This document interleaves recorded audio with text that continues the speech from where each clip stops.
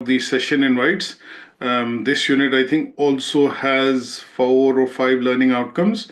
So what she will do is send out the session invites for Tuesday, Wednesday, Thursday, Friday, and then subsequently Yeah. next Tuesday, Thursday.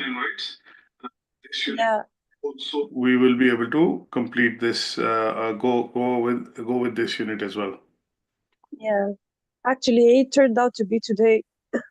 Oh, he turned out to be today. Okay, so I'm Yeah, I'm but okay yeah. if you. So we'll try and keep the session short so that you're able to get free early. But in any case, my such sessions are also like 45 minutes to an hour minimum. Yeah, So that's okay. I That's will try okay. and keep as quick as possible. Yeah, thank you, Mr. But No worries. very So, much your Eid appreciated. Mubarak first, huh? So for you, obviously, hopefully you have a good time with your family and have a blessed, Eid. Oh, Okay, thank you very much. no Thank problem. you. So today's learning outcome, we are looking at learning outcome 4. This learning outcome is basically about research. So they've added a component of research into this particular unit because what they also want to be doing is asking you to look at understanding that this is an evolving field. That means what you are going to be able to see is that there are continuously new developments happening, new technologies coming. There is always something happening in the computing and information technology sector. So what they also want to do in the unit is to also give you a glimpse of how you can actually do research and keep yourself up to date and on top of developments which are happening in this particular field. So there are 4 assessment criteria that we'll be looking at. First one would focus on understanding how do you go about researching about new technologies which are coming in every industry. So here the idea is to try and find out from sources like websites, journals, looking at sources like conferences, membership of professional bodies, and also in general being in touch with your vendors and partners. So practically speaking, when you work as a systems administrator in an organization, you sometimes need to be keeping yourself up to date with what's happening in the market and what is the new updates coming to the market in terms of systems that you've deployed or softwares that you have installed on your various devices in the office. And you are always on the lookout to see whether there are any vulnerabilities in the software. Are there any say for example major updates coming which will allow those vulnerabilities to be covered? So generally speaking, IT administrators are always tuned into newsletters. They subscribe to newsletters, they have professional body memberships, and sometimes they attend international conferences when there's a major shift happening in terms of introduction of new technology. And these are done primarily to ensure that you are aware of how these new emerging technologies are suitable for your own sector. So if you work within production, engineering, you look at IT field, you look at healthcare, medicine, and other fields, you would want to be aware of what are the things which are happening in this sector or in your sector that you work, and then how do you keep yourself up to date with these kind of developments. So here the idea is to understand what are the new technologies which come and how do we keep ourselves up to date and abreast of these new technologies which are being introduced. The second one is, so if you work within a department, you look at varying this. For now, for discussion purposes, let's look at assuming that you are in a role of a system administrator in an organization. Now, after the first part that you have discovered that there is something new which is coming, and if we don't shift as an organization or don't adopt that technology, then as an organization, we will probably start to feel that there are things which might be getting left out, or we will, over a point in time, understand that the competitive advantage is going away, or our competitors are going ahead of us. Or in some cases, it might also affect your product and services that you provide to customers. Now, if you've understood, taking a small example here, that currently a lot of companies are understanding AI, artificial intelligence, and use of AI in, say, for example, voice automation calls or website chatbots. Now, you see that if you work within, say, for example, the health and social care sector, and you work within the IT department in an organization, say, for example, you work within a dental surgery, and you work and handle the administration in the dental surgery. Now, there are bits and pieces that you would see that, AI can help you change or improve. One part could be handling of calls or calls which come into the surgery for bookings, for example, cancellations, for example, for asking for additional treatment. Now, what you would do maybe as an IT person is you would research that how can AI be used within the surgery or in some sort of a setup which is like a dental surgery. Now, can you use the and upgrade the existing, say, EPBX system, which is your telephone system, to be able to handle calls through the AI agent? So in such cases, what you would start to look at is do some investigation, do some research, make some phone calls, try and get hold of some ideas, take a demo, and see if there is a product which is available which allows you to actually automate this system.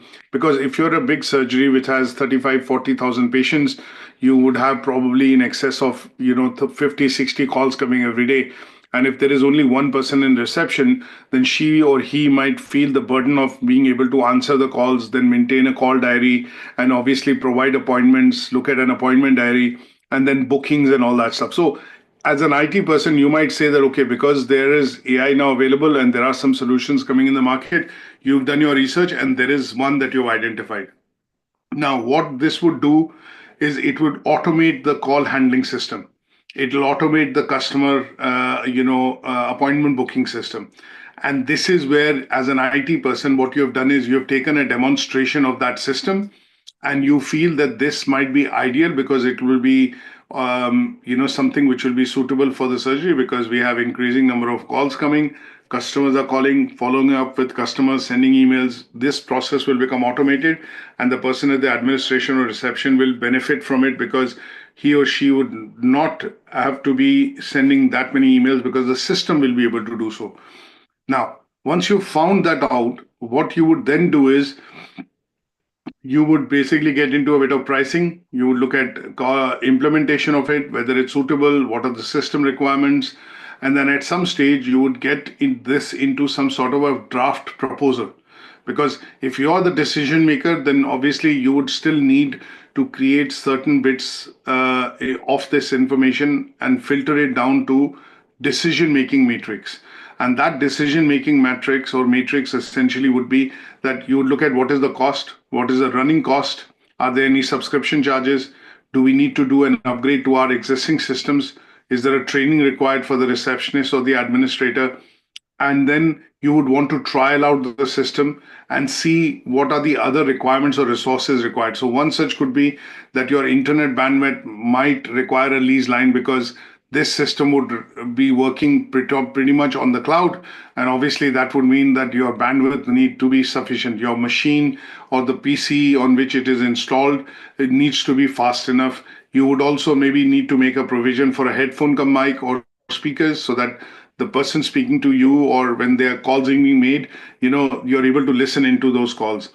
There could be a recording system that you would have to build in, and that would mean that any calls which are made by this system are also recorded so that they can be reviewed for training and monitoring purposes.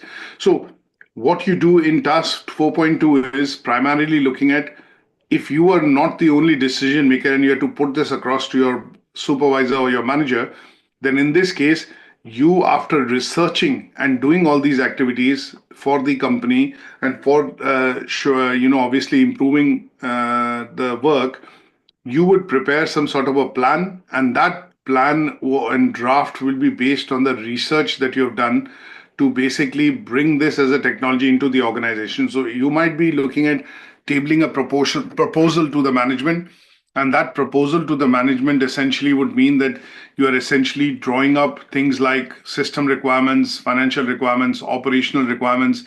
You're showing what could be the advantages and benefits of that to the organization, and then running costs and maintenance that would be required to be done for the system.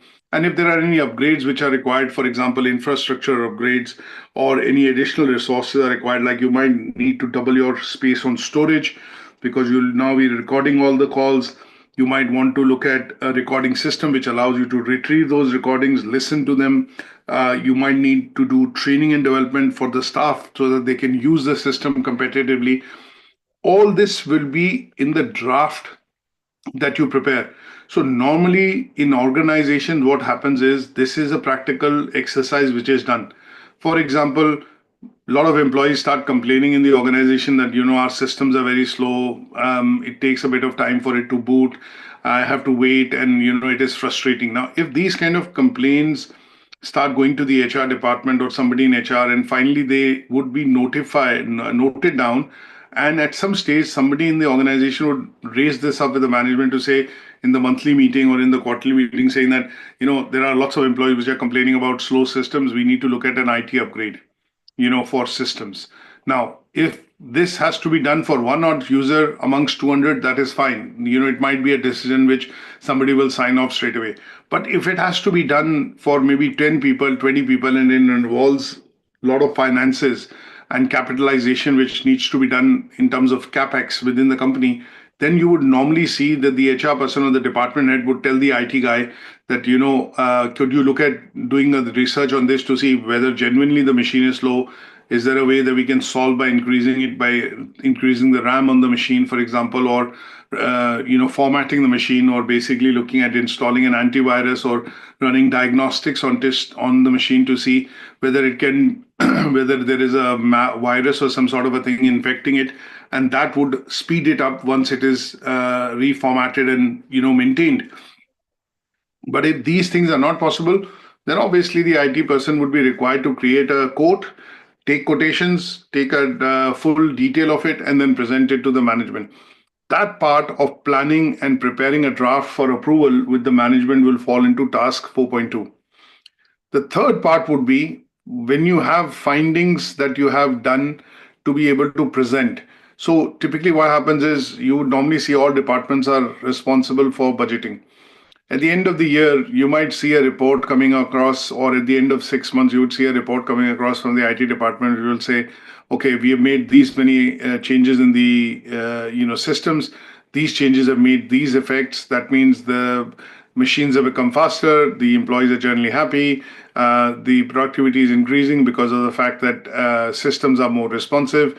They might have done an upgrade to a line, like a lease line. So you were on an internet which was 10 Mbps, but people used to complain that the internet is slow, the emails don't go on time, come on time, and things like that. But now that the company has upgraded to a lease line, you would generally feel that there is an increase in productivity because of speed, because of the change that has been brought across by speed of the internet.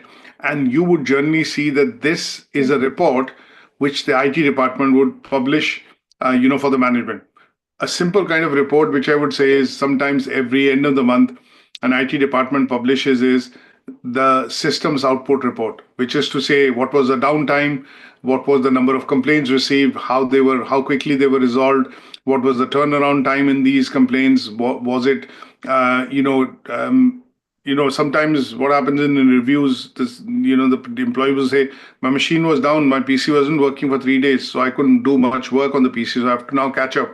That would have resulted in additional time from the HR, overtime or additional time the employee would be required to do. Now, these are things which you would find reflecting in the report. And there is where the IT department comes in. And from a point of view of, if the example we look at is installation of new systems, then some sort of a report to say and update the management to say that, okay, yes, these systems have made a change. They've made the processing faster, or assuming they've increased, the productivity amongst employees. They would be the things that you would normally present in a research report. The last part of it in the learning outcome, the assessment criteria that we'll discuss is, we look at what could be the approaches that you look at generally taking when you are investigating about new technologies, because this is an ongoing exercise and is something that you need to continuously do over a period of time. What you have to do is look at the aspect of how you're going to be able to, always do some research, and always present, and be up to date with anything which is happening in the market. Now, here is where we will look at the standard research approaches. So you do quantitative approach in terms of research, qualitative research. We look at, for example, research which involves, looking at asking users in the organization to fill up questionnaires and surveys. And in some cases, you would also see that the IT department, even before they install or roll out a particular product across the company, they do a pilot. And that pilot Yeah. is basically, to check whether what the software is saying or the hardware is saying is actually going to be useful. An example that I would give you here is a lot of companies implemented what is called the guest book register system, which is saying using an iPad or a touch screen, they integrated rather than having a walk-in register in the office to note and record the transactions in relation to people visiting the organization. What they did was they implemented an electronic register, which would be like an attendance and a walk-in register for all employees, staff, visitors coming to the organization. Yeah. Now, that system meant that they were moving from a traditional paper-based or a register-based approach to an electronic register, which is going to maintain everything online. Now, before this is rolled out, and all, assuming if the company has lots of branch offices or departments, and when visitors come, they come to a central reception, but after that, they also go to a different department or a location, then you might have the requirement of customer checking in and checking out from that. Now, they might want to trial it out first in a particular location, in a particular department to see if it is working, it is able to track how does it connect to the fire, alarm, for example, or how does it give out reports at the end of the day. Now, this could be something which the IT department could test by deploying a pilot first within the organization rather than rolling it out and spending the cost and later on realizing that, okay, this is something which is not very useful and it has costed the organization that much. So sometimes to investigate the implementation and usage of new technologies, IT administrators or people in the IT department are required to do research.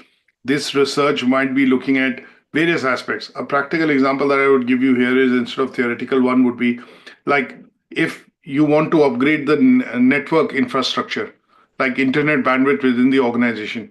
One of the things that you will do is you'll monitor the traffic over successive weeks and months to say our current bandwidth of say 100 Mbps is not suitable enough because there's a lot of usage and we are almost utilizing 100 Mbps throughout the course of the day.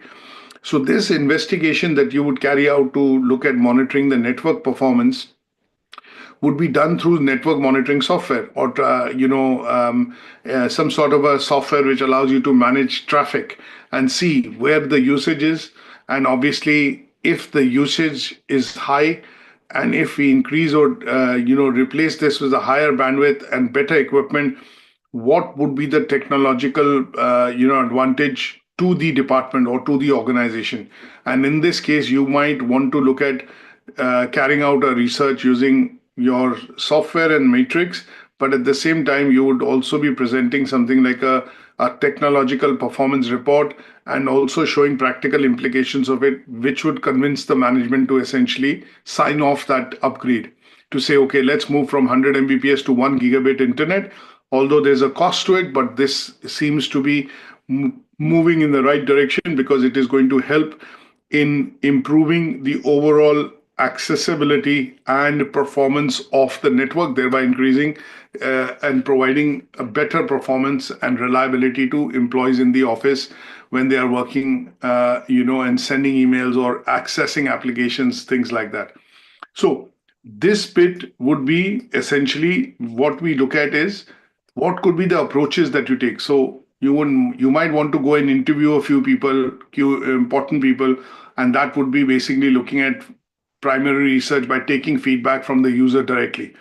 If you have graphics designers in your organization, they always use more bandwidth because they have the powerful machines. They require them to produce, printed collateral graphics and things. So you might want to speak to one of those people to try and find out what problems are they facing because of, say, slow network.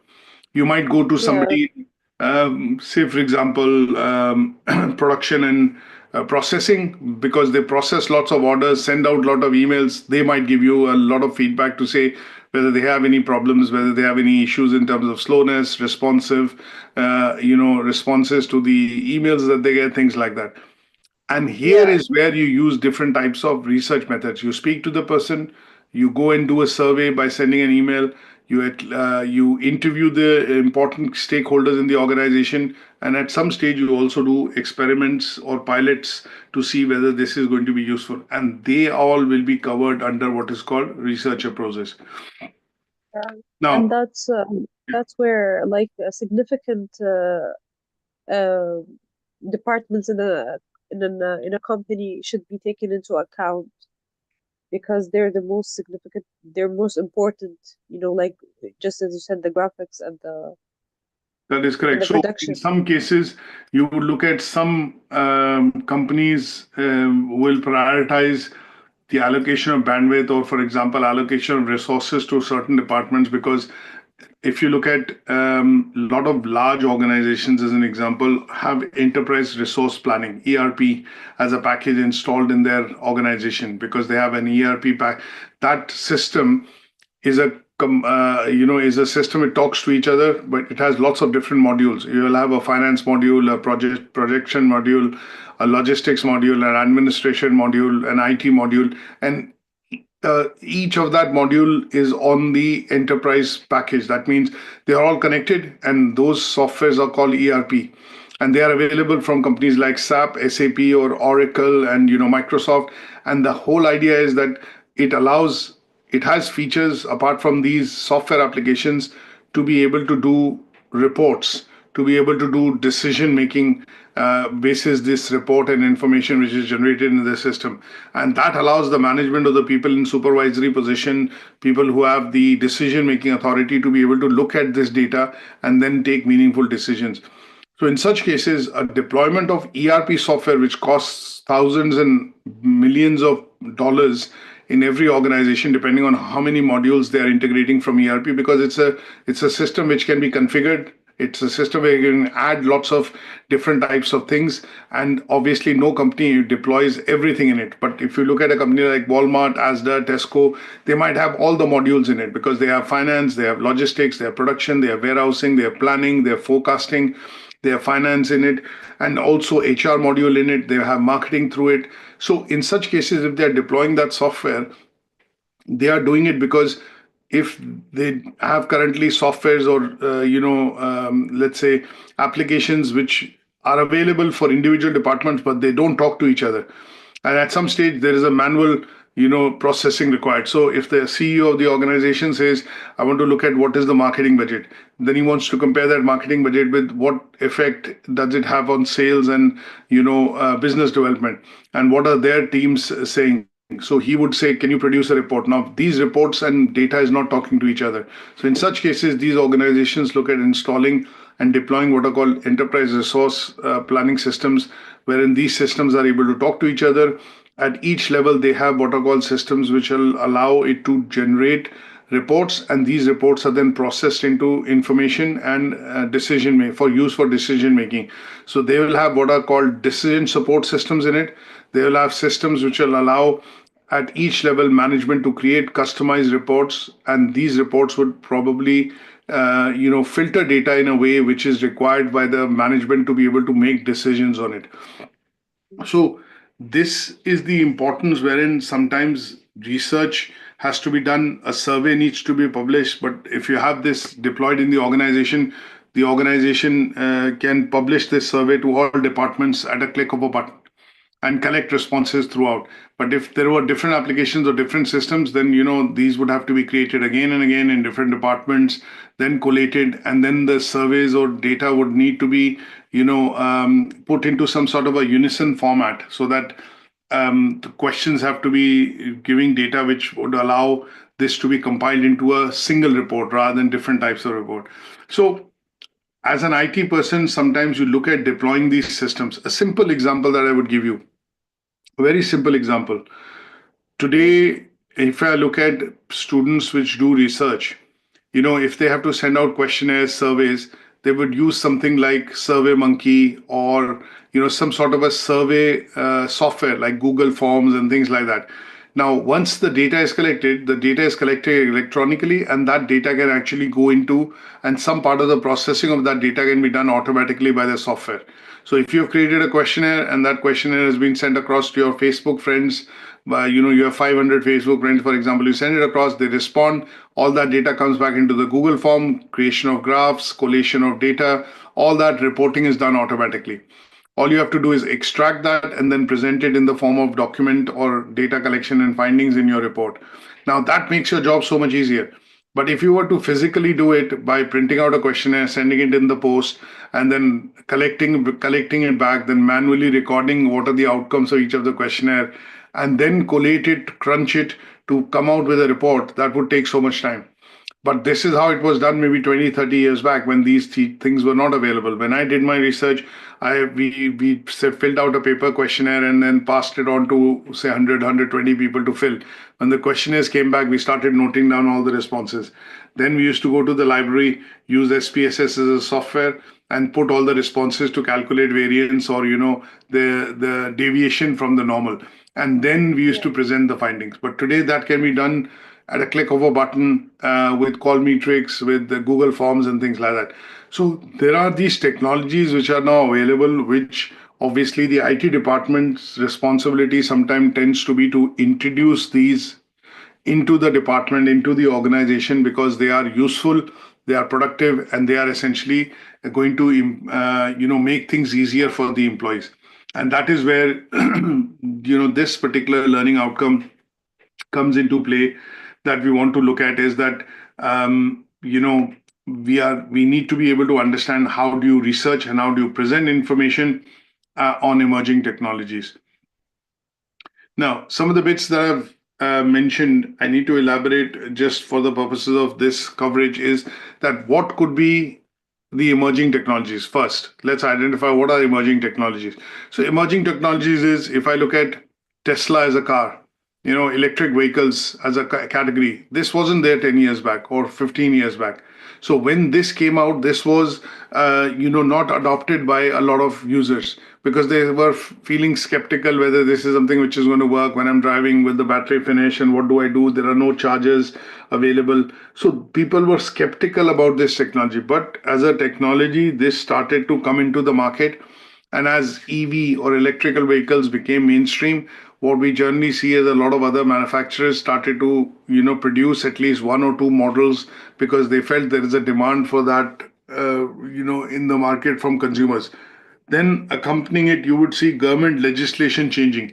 Global, globalization meant that there is a lot of carbon emissions, and that is leading to global warming. That global warming is affecting our weather, and obviously a lot of governments over the world in the last 15, 20 years had made changes to this regulation, which means that some countries, some places have made it mandatory. In certain places, like when you go to city centers, cars are not allowed, right? Or electric vehicles are allowed. If you travel into London and you have an electric vehicle, you don't need to pay the tax that you pay on a daily basis if you're in London. So those kind of things have been introduced as advantages by the government legislation in order to help move customers into that direction of adopting that technology. But when we talk Yeah. about emerging technologies which are coming now and will become mainstream in a few years, will be essentially identified as emerging technologies. Things like blockchain. As of now, you look at Bitcoin and some of these technologies, they are not mainstream because the governments and legislations haven't been created to recognize them. But there are companies which are obviously taking first mover advantage on this, and they've introduced this because they do feel that over a point in time the circulation of money, physical money, would reduce, and electronic transactions being as they've started to increase and are increasing year by year, there would be requirements of currency that would be there, and that is where blockchain is coming in. You look at autonomous driving vehicles, you look at improvements which are happening on the telecom network. So today we have 5G, 6G being tested in Japan, 7G being tested in Japan. And these are things which you are seeing essentially as emerging technologies. You have robotics. Obviously, we had robotics and automation available in factories. When you look at manufacturing of cars, the welding part of it, the assembly line, which involves a lot of welding, is already done by robots or mechanized robots within for these factories. But you see additional applications now coming in of robotics in terms of A simple example would be a robotic vacuum cleaner that you have in the house. You can control it from your phone. You essentially decide what area it needs to hoover. It'll go to its charging station, and when the battery discharges, starts going to the charging station, automatically does it, cleans it. Everything he does automatically. It can even mop, the surfaces. So these are all technologies which are emerging, and why are they emerging? Because there are continuously product managers, researchers which are researching them as per the consumer demand, right? So with the Yeah. use of technology, what is happening is there are lots of consumer companies, brands which are looking at how they can find usages of these newer technologies for consumer purposes. And that is where you would see research being carried out. Like one of the things, we know vacuum cleaners have been around for 30, 40 years now. People have used vacuum cleaners in the house to clean carpets, to floors and things like that. But where did the idea of robotic cleaners came about? Somebody must have thought about it, that okay, when you are at work, can you run your washing machine? When you're at work, can you check the items in your fridge? When you're at work, can you program some of the things back home which can run on their own and obviously do basic part of your daily chores which you have to do. But somebody then thought of it, did a pilot, and then slowly and gradually what has happened is that some of these technologies have found their way into the households, and this is where the advantages to consumers is happening. Now, you look at a simple other example which I'll give you is that sometimes you have updates which come to the operating system, but IT guys would configure these updates to happen during the night, so after working hours. So when you leave the office at 5, the system updates would be applied automatically. They will be able to schedule these in the system. Now, initially, if I look at usage of Windows when I started in 1995 or 6, I used to see I had a Windows 3.1, and any such update which has to come, you have to pay for the update to get it done and install. And it was like a major upgrade. But if you see how updates are applied in Windows XP in the early 2000s, they happened automatically. It will say these updates are available. You click on it, it will do the update on its own. And today, these updates are done seamlessly because there's scheduled timings that you can put, and they will happen, and you wouldn't be even noticing that you need to restart the machine in some cases. So these are things which have emerged over the years as developments to the existing technology. And when we look at the process of research and how this needs to be presented, you follow this particular process of first identifying what is the technology, how it can be used within the organization. Then you present it, obviously, to understand what could be the use case examples. And after you present, you also look at now considering ethical considerations. That means, are there going to be any drawbacks to this? Are there going to be any risks to the information which is there in the system? And will it collect too much information as a technology? Sometimes you have to give access to it to say, data collection would be done, or, are you happy for your data to be collected? And in such cases, these options have to be given to the users before the systems even start collecting data in an automatic mode. And in such cases, an example that I would put it is now, because of the introduction of legislation on GDPR, all companies, all websites that you visit, they all collect data and they serve you a cookie and they look at providing you the settings to make you understand why this data is being collected, how this is going to be used, how long the data is going to be stored, and what is the usage of this data for them. Now, a lot of us don't even bother going into it, but at some stage, what we do is either we accept or we say reject. Now, in the background, if you see, there are lots of things which need to be considered because people would not want their data to be stored in machines or in places. And in such cases, options to opt out are given. And this is being possibly done through the use of technology. So you have functional cookies, you have necessary cookies, and your marketing cookies. So if I'm visiting a website, the website, if I don't accept even just the functional cookies and I reject it, what it does is it switches the website off. It takes you away from the website because without the basic information being collected, it will not allow you to browse the content. So what normally most users do is they accept the functional cookies or necessary cookies and disagree to the functional marketing or other cookies which are required, which will collect information. So these are ethical considerations that you have to keep in mind to be able to ensure that IT administrators at the end of the day manage all the digital assets of the organization, things like websites, intranets, printed, collateral or material which is available for consumers, products and services, manuals, guidelines which are created. They would need to have versions of it or the updated versions of it within the system, and they have to be designed, created, and printed in such a way that they take into account users' requirements, which is to look at addressing their concerns, their privacy concerns, their information related concerns. And that is why you would generally see that, researching and looking at what competition is having, what others are providing and taking has to be taken into account for the purposes of publishing or using this data. Is that okay? Yeah. Now, very quickly looking at some of the assessment criteria. So one is, how do you research about new technologies which are related to for your area of work? For example, as I mentioned earlier, you work within healthcare, you work within the NHS, but you look after IT systems within the NHS. Now, how would you look at keeping yourself up to date to say that these are newer developments happening in this particular sector? So one of the things which will come to your mind is to look at how do we research about these technologies. Now, there are obviously developments happening in all sectors throughout. But one of the things that you would look at is, how would you do research by finding out the information, and also fishing out the relevant information which is related to your sector. So one of the things that we look at when we talk about emerging technologies, one is, first you need to know what is emerging technology. So here I've given a few examples that emerging technologies are basically newer areas which are coming up because of innovation and invention. And these are going to be providing improved benefits for both users of the technology within organizations and as end customers. And to look at identifying some of these, technologies in particular, if we do look at, for example, healthcare.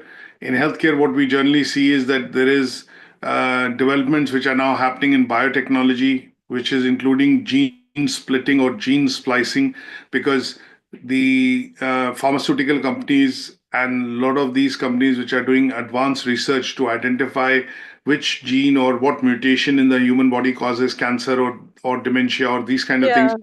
they are being done right now by looking at harnessing the DNA and how the DNA has the genes in it. And this is where computing power is being used.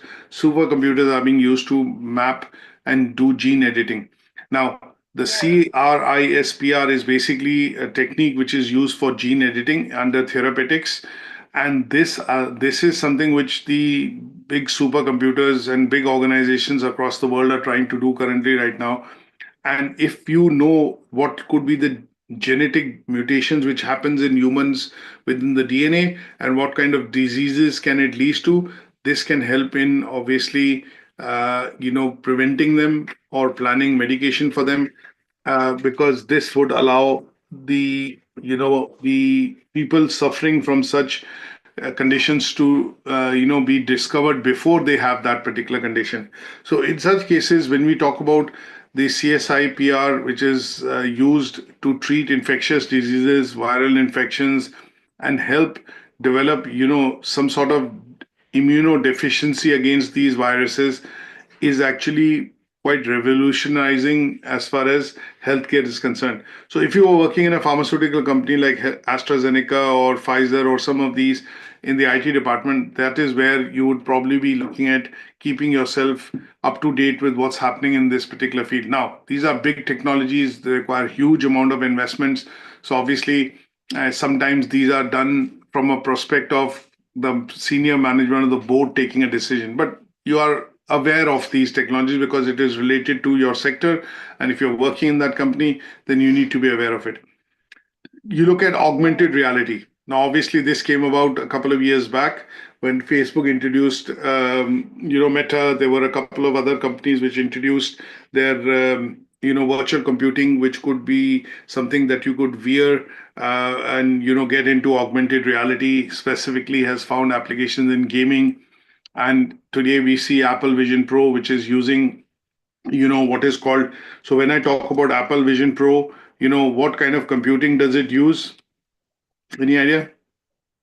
Um, no, not really.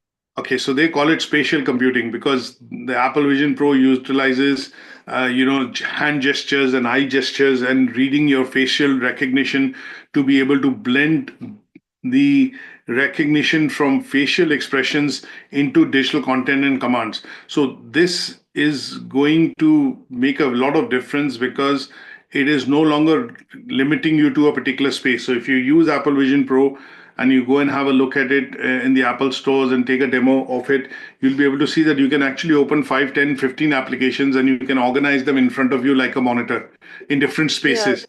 And that is why it is called spatial computing. Now, most of the navigation is done with touch or hand gestures and through navigation of your eyes. So if you look at a particular object, you're able to select it.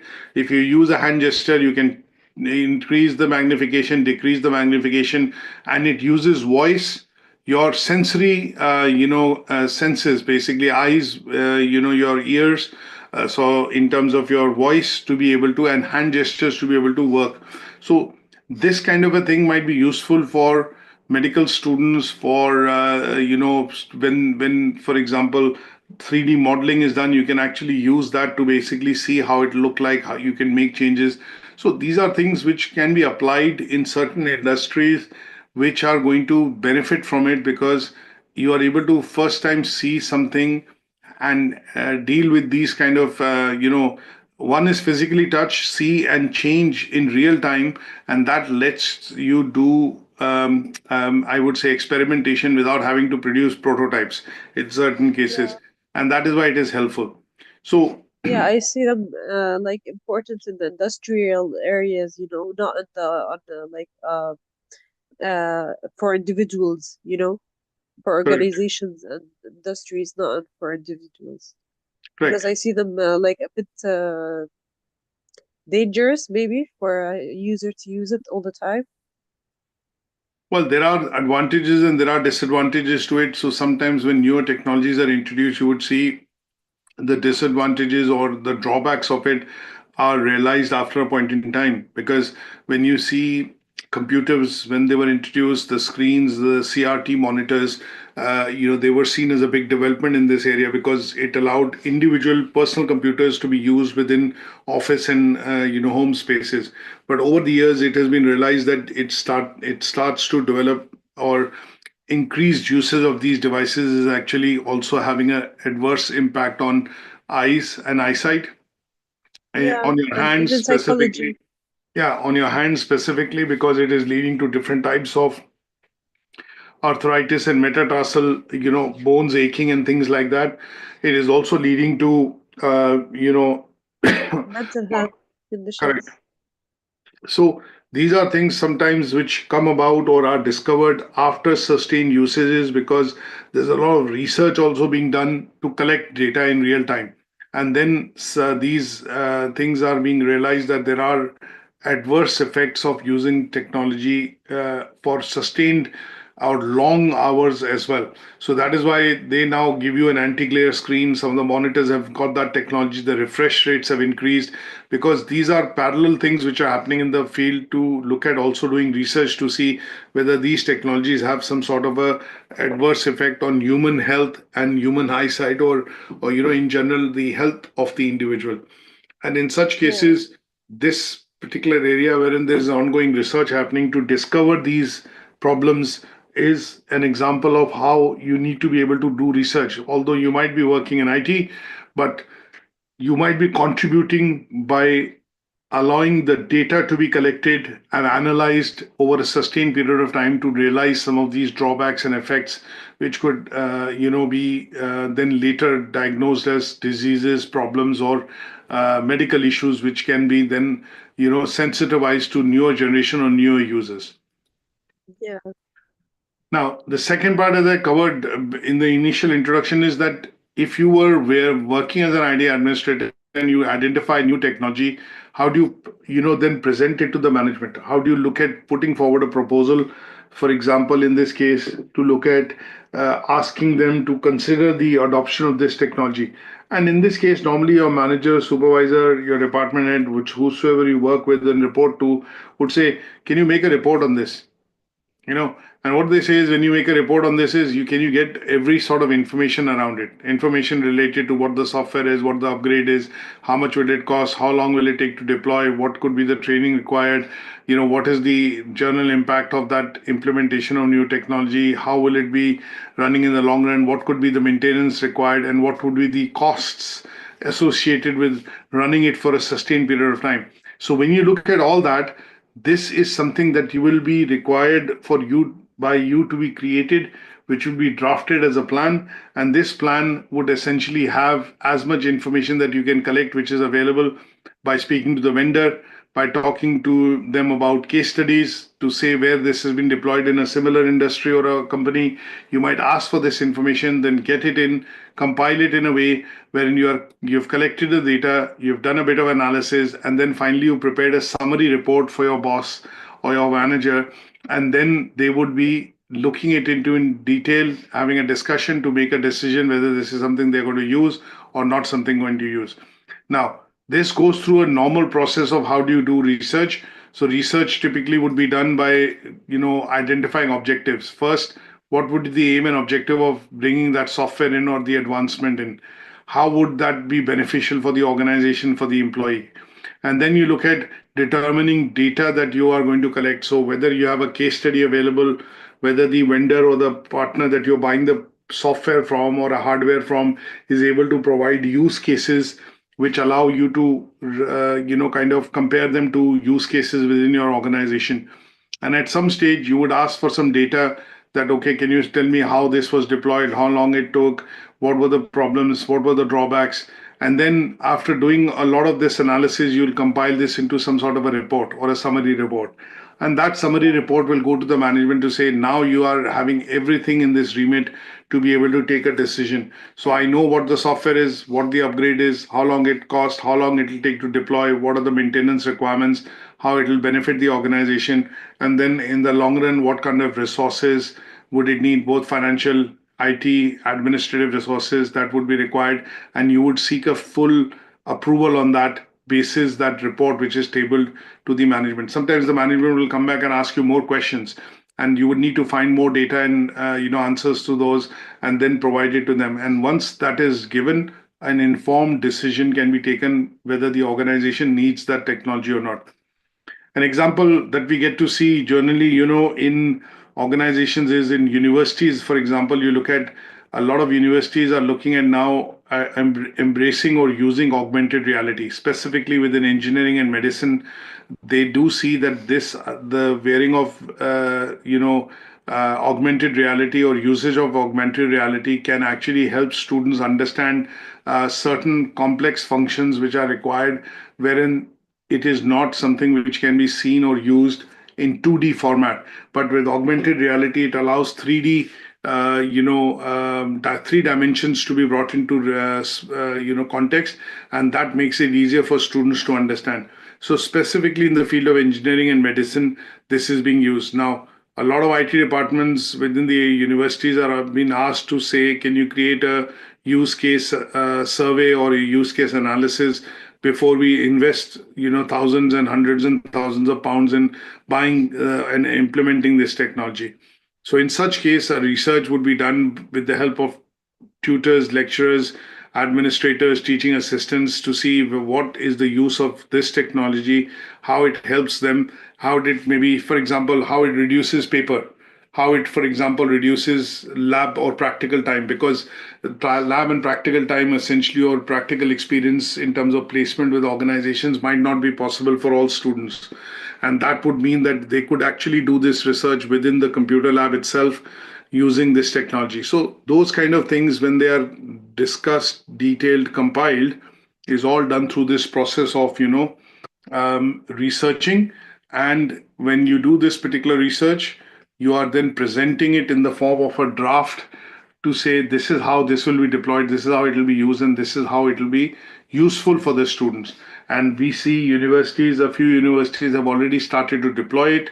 They bought, 300, 400 such systems, including the meta system, because it allows students to be able to use in engineering and medicine for the applications. Now they also want to see whether there are softwares available, to be able to see. So if I want to see a human body and a part of human body which is being discussed in a lecture like digestive system, if I see it in 3D by wearing the augmented reality scopes, then it makes it easier for the students to actually see what it is, how is it working, and things like that. But if they have to do it on paper, they can only see a diagram which is 2D, and that would mean a lot of it has been open to imagination, that they have to assume this is how it works. This is, but in the augmented reality, they're able to see it working, and touch it with the hand, look at a 3D angle, rotate it 360 degree, and things like that. Yeah. This is something that you also see on websites right now, that when you buy products on consumer websites, you want to buy a Fendi bag, or for example, you want to go and buy a Nike shoes, there is an option wherein you can actually see the shoes in 360 degree, and that is where the rendering of the shoe has been done in such a way, or the image has been done in such a way that you're able to see as a consumer on the website a 360 view of that particular product before you buy.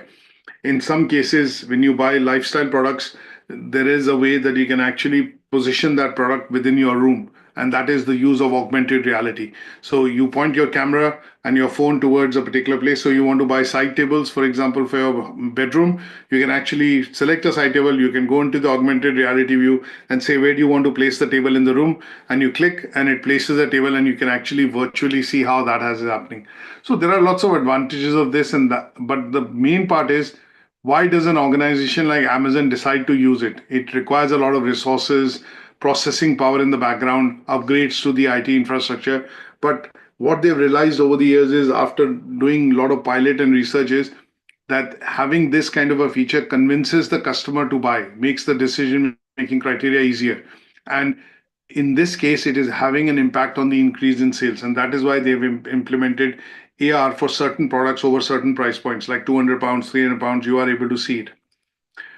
Now, the third assessment criteria is present these findings. So once you have compiled all this, at some stage you're required to present these findings within the organization. If you are asking your management to implement, say, a £20,000 upgrade to your system, they would need to have some sort of a report to say, why is it going to be beneficial? Why do we need to invest £20,000, for example?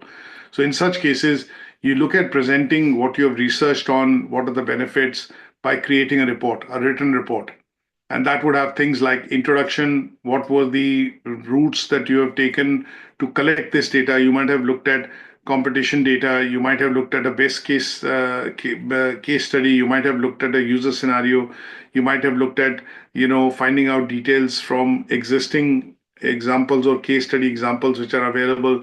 And that would be the data that would be required by the management to convince them that, okay, yes, if we see the application of this data in other places and there are advantages of it, then we as an organization can also realize these advantages, benefits. So you present findings, you do a bit of discussion, you do a bit of conclusion in terms of saying why this is going to be beneficial, and then make recommendations that if this is something that we cannot go to straight away. As an example, you might say we might look at staging it in a way wherein it helps us break the cost down, and then rather than buying everything upfront, we could look at a process of staging, that we start with stage one, go to then stage two next year, and deploy it over a point in time.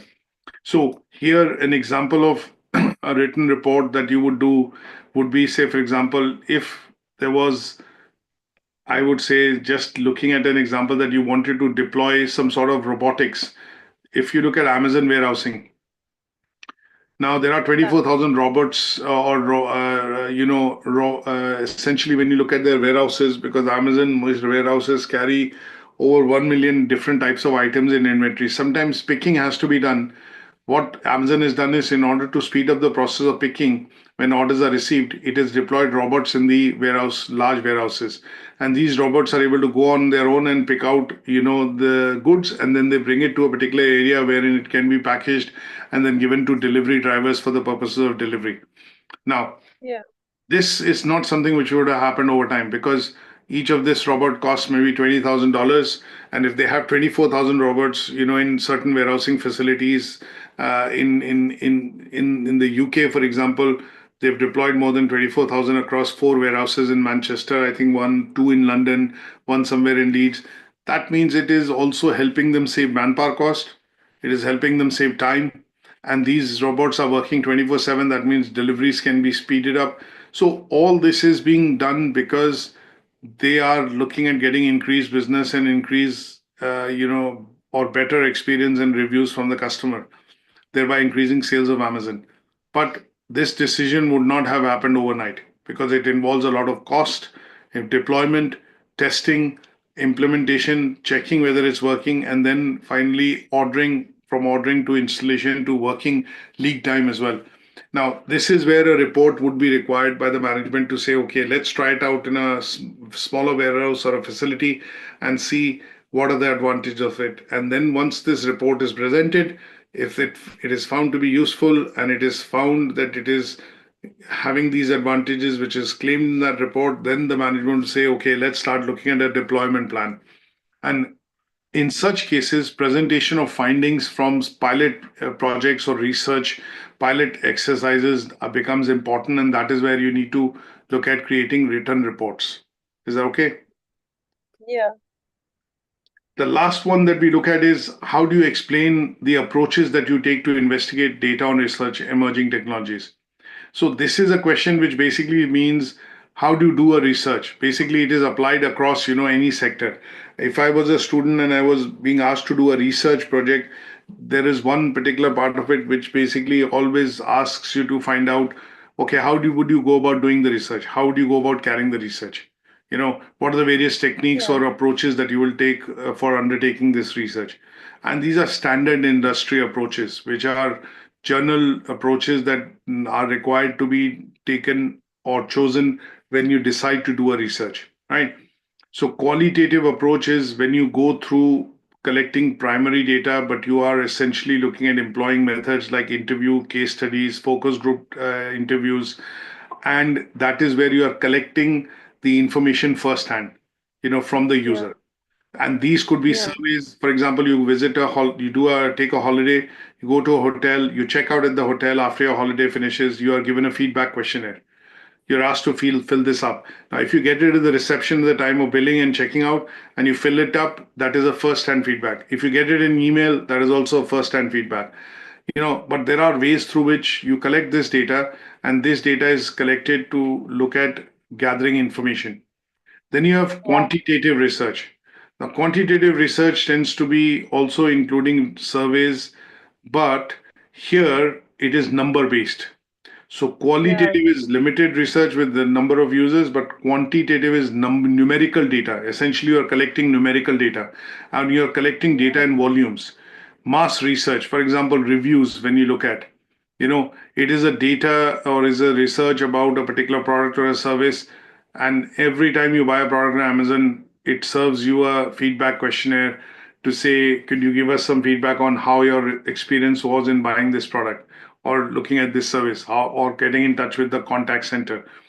And in such cases, when you look at collecting numerical data, which is primarily done in volume sometimes, and that is used to validate technology, then in such cases, you would look at quantitative research.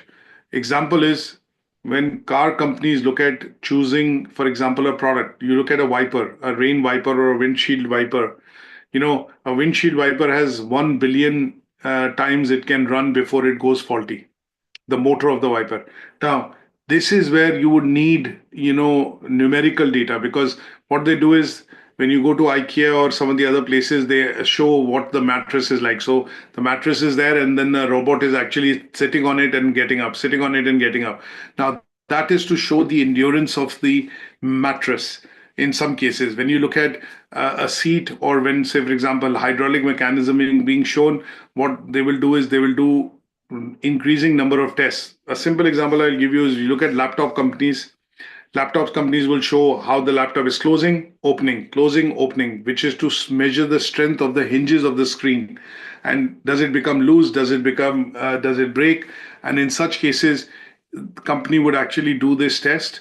And what they would do with these tests is to show that the laptop screens and the hinges are so robust and strong that if you close it 1 million times also and open it 1 million times, it is not going to affect the product at all. So in such cases, this kind of testing which is done is quantitative testing, because they want to produce data and show it to the consumers that this is how robust the product is. And in such cases, when you collect the numerical data like 1 million times closing and opening, or when you look at something of this sort as another example in a different sector, you would see that this is being done to show that the machine or the product or the service is so robust.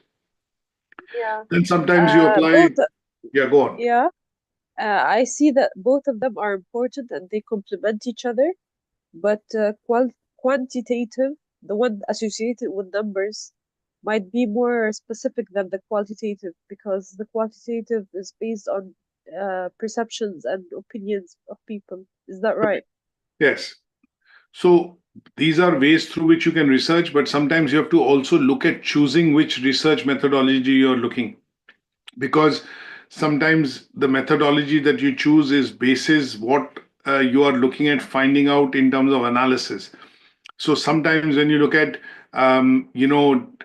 data which is to be collected and analyzed from a perspective of I would say usage, you might go for qualitative research, because you cannot collect responses from hundreds and thousands of users and everybody will have their own individual perception and opinion.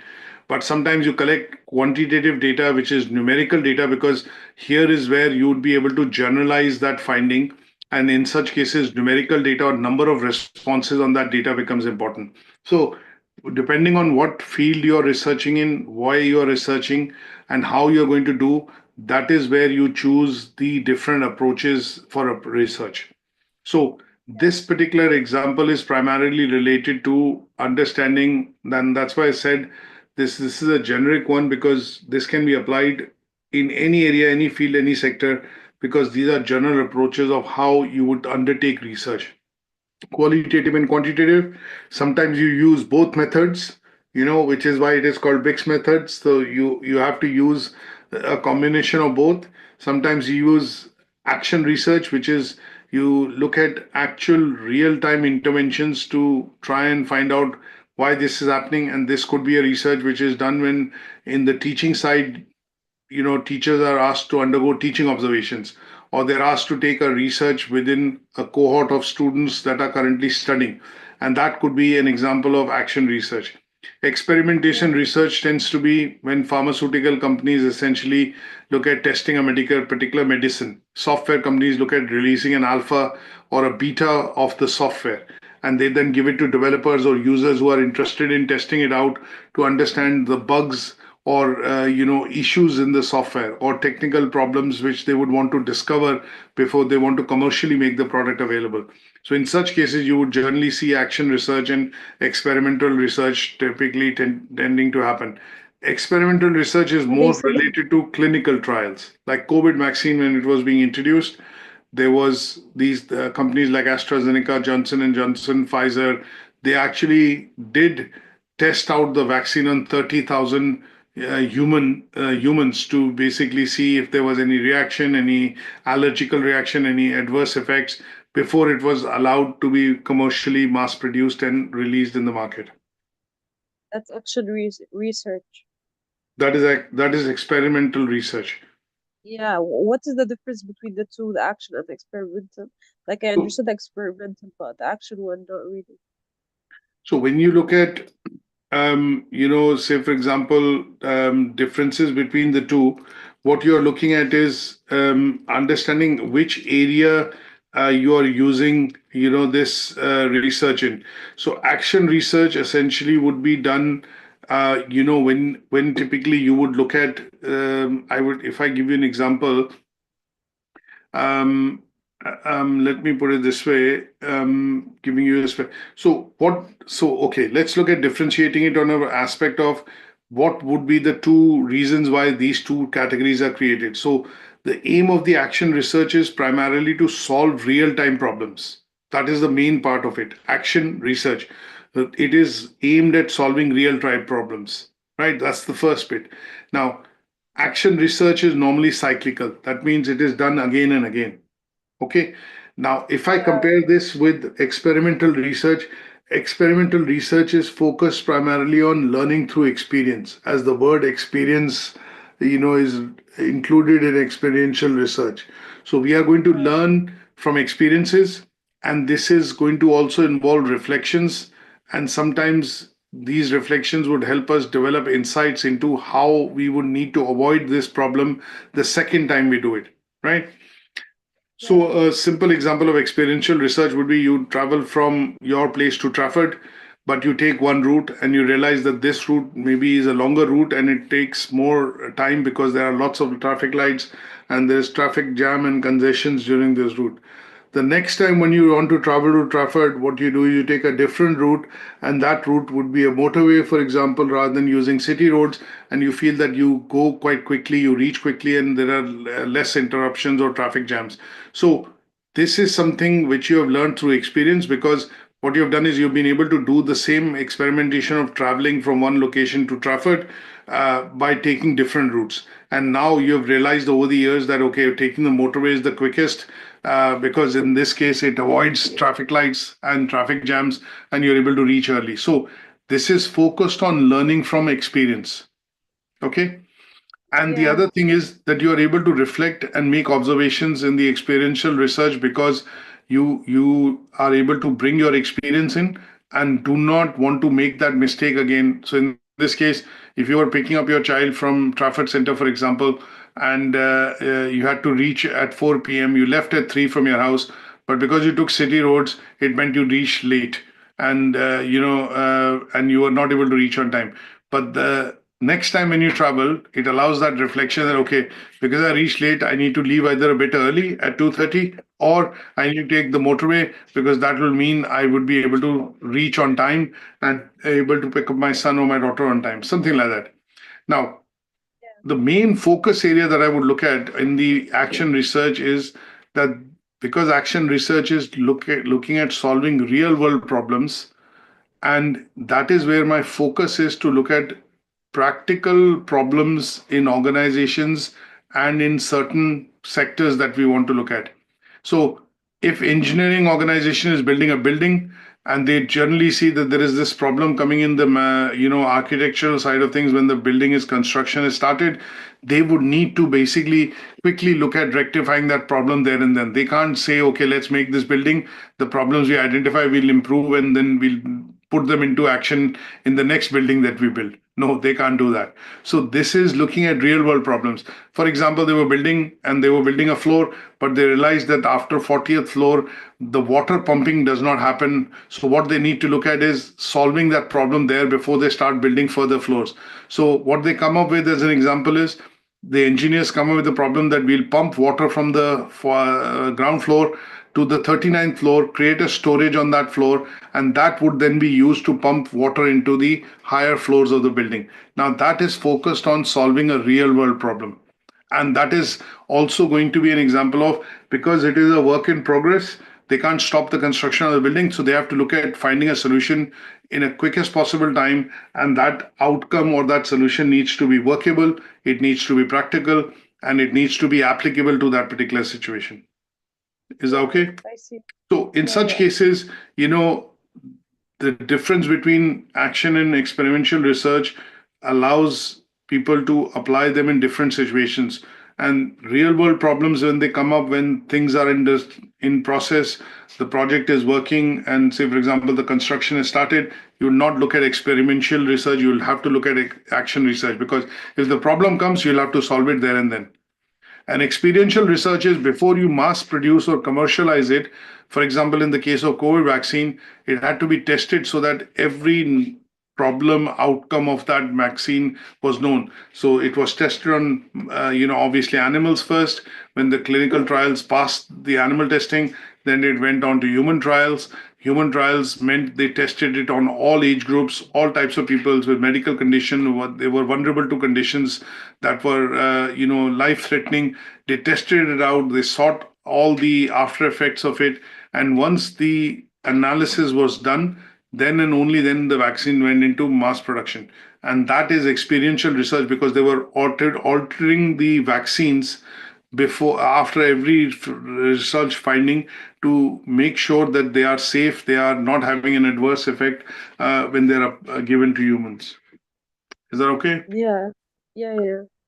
So, as an example in the IT context that I've taken is now we know 5G technology in handsets and telecommunication is working, but there is innovations and new kind of spectrum which has come in, which is 6G. But currently, companies are deploying it as a test, and they are being tested in different parts of the world to see how it would be essentially useful for the networks. So when we do talk about 6G technology, in telecommunication, it will only be mass produced and obviously tested once we know what are the benefits of it. Are there devices? What kind of new standards would need to be created?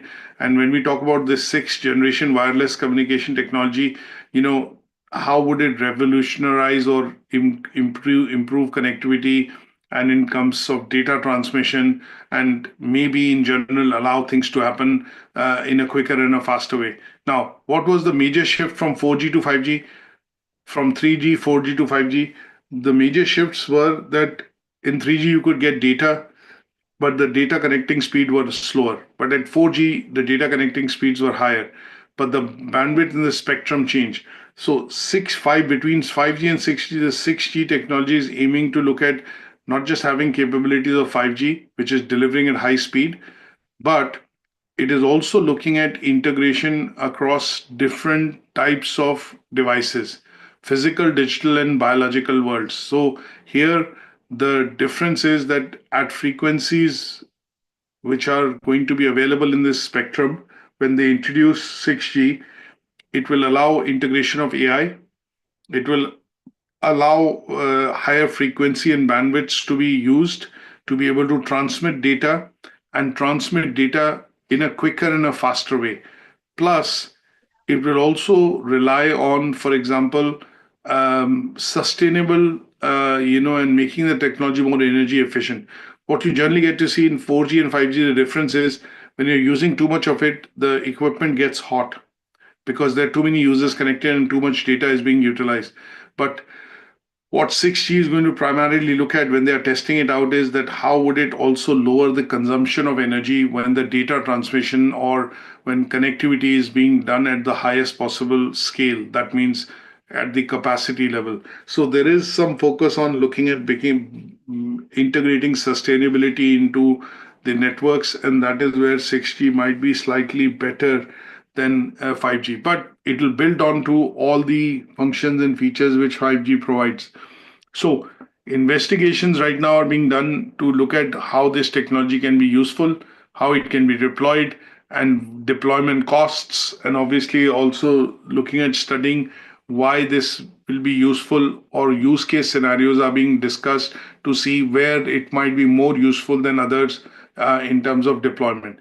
And all this is currently being done by investigating and researching through different approaches, right? It might be used in consumer field, it might be used in medicine, healthcare, it might be used for space technology, but where it will be more useful is something which is currently being seen and tested because it's being deployed.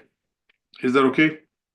Yeah. So this particular theoretical learning outcome, is not theoretical, but basically understanding journal research methodologies and techniques of how do we research and conduct research in a particular area. But in our discussion, because we are looking at IT, so here we are looking at talking about, in general, how research can be done within the IT context. Methodologies, methods, the way we do it is pretty much the same, but you have to contextualize it to some examples and applications of that in the IT field. Yeah. You mean when I do the assignment? Yes, that's correct. Yeah. We'll come to Yeah. the tasks next week when we discuss the assignment brief in detail. But generally here, the idea is to understand how does an IT administrator, manager, somebody working in the IT department look at carrying out research for the organization. And then this is in Yeah. terms of newer technologies or emerging technologies that you want the company to deploy. But before they deploy, one, you have to create a research. That means you have to go about physically finding out yourself first, convince the management by creating written documentation, by sending a plan or the findings of your research. At some stage, you explain that with the help of use cases and practical scenarios, and then look at taking an approval to basically deploy it in the organization by maybe suggesting a pilot approach or a experiential approach, depending on where and which department would be able to, get a more useful advantages of it once it is deployed. Yeah, Okay, I see. good stuff. Now, what I've also done is, in order to get into a bit of detail, there is some additional reading that I've specified, for you to look at in the plenary slide. There are some examples of emerging technology regulation, some case studies. There is some, case study primarily talking about impact of emerging technologies on cybersecurity, education, and workplaces. And then tech trends. There's a very good report of Deloitte and Touche, which you can actually read, which is slightly old. It is 2020, but you can actually get insights into what are the emerging technologies, and how research is generally carried out, in the context of, IT specifically.